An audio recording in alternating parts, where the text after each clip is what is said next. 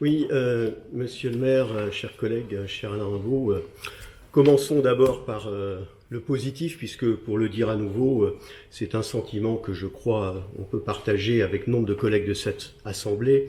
Ne voir que les négatifs n'est pas une attitude républicaine. Le document qui nous est présenté atteste d'une gestion raisonnable de la dette communale, à la fois dans son montant, dans sa stratégie de financement, bien loin de celle qu'avait utilisée, pour ne prendre que cet exemple, le département de la Seine-Saint-Denis avec ses emprunts toxiques. Il faut vous en donner le quitus politique.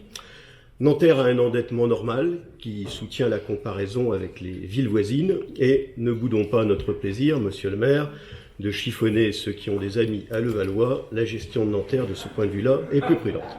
Cela étant dit, les ressources importantes de notre ville expliquent un résultat qu'envieraient bien des communes qui n'ont d'autre choix que de s'endetter beaucoup pour pouvoir survivre. J'aimerais vous interroger, monsieur l'adjoint finance, sur un point peut-être de détail, mais qui me semble important, qui est ce que l'on pourrait appeler la comptabilité des engagements hors bilan si on était dans une entreprise.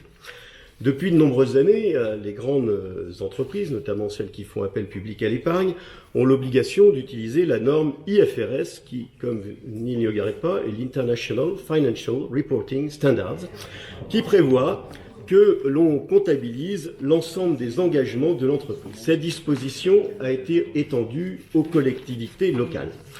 Pour préparer ce conseil, je me suis intéressé aux publications du Conseil national de la fiabilité des comptes locaux, dont j'avoue avoir découvert l'existence à cette occasion. Ce dernier, dans différentes circulaires, enjoint aux collectivités, dans une logique de comptabilité prudentielle, de faire apparaître l'ensemble des engagements de la ville, tels que les emprunts garantis, les contrats de partenariat public-privé, etc. Cela m'amène donc à vous questionner sur le montant des emprunts en cours garantis par la ville. Cela intervient surtout pour les projets des bailleurs sociaux et permet à la ville d'avoir un droit de réservation d'une partie des logements. Au cours de son conseil, nous allons voter près de 10 millions d'euros de garantie d'emprunt. Alors on peut penser que cette garantie d'emprunt est un risque faible pour la ville, compte tenu de la solidité financière de la plupart des bailleurs et du dispositif, si Nanterre y adhère, de mutualisation intercommunale de ces garanties. Toutefois, ce risque n'est pas négligeable. Les bailleurs sociaux demandent aux villes de garantir leurs emprunts quand M. Dupont, qui achète son logement, doit le faire en l'hypothéquant. Pour ne prendre que cet exemple, nous examinerons dans ce conseil la demande de garantie d'emprunt de RATP Habitat, qui a un programme sur la ville pour y loger ses agents. On pourrait penser que la RATP a largement la surface financière pour le faire.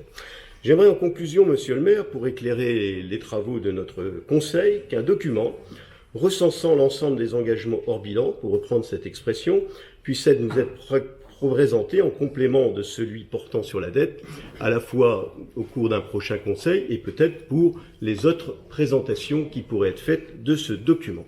Je vous remercie.